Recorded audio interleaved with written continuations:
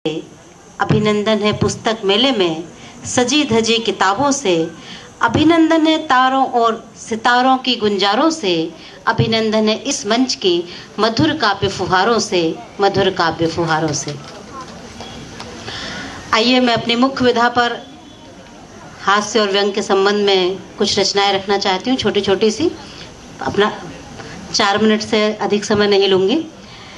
सबसे पहले एक व्यंग रचना देखिए नारियों से संबंधित, कि नारियां ब्यूटी पार्लर जाती हैं, कि राजधानी के नामी ब्यूटी पार्लर में, राजधानी के नामी ब्यूटी पार्लर में 1900 रुपए में जब बाल कटाकर आई मेरी भौजाई, तो माँ बोली बहू इस तरह बाल कटवाओगी तो बूढ़े ससुर की दवा का खर्च कैसे उठा पाओगी, इस तरह बाल कटवाओगी तो बूढ़े ससुर की दवा का खर्च कैसे उठा पाओगी। माना कि तुम कमाती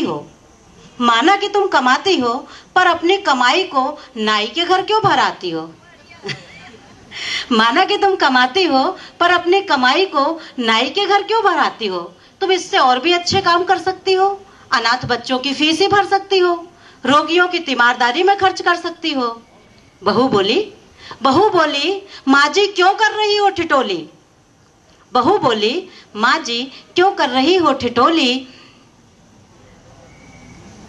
एक बहुत ही अच्छा हुआ है इंसाफ और सरकार ने गरीबों की कर दी है फीस माफ। एक बहुत ही अच्छा हुआ है इंसाफ और सरकार ने गरीबों की कर दी है फीस माफ, और दिए गए डोनेशन का नहीं रहता सही हिसाब, इसलिए मेरा तो नहीं रहा इस पर विश्वास। मैं तो बटाती हूँ विकास में हाथ,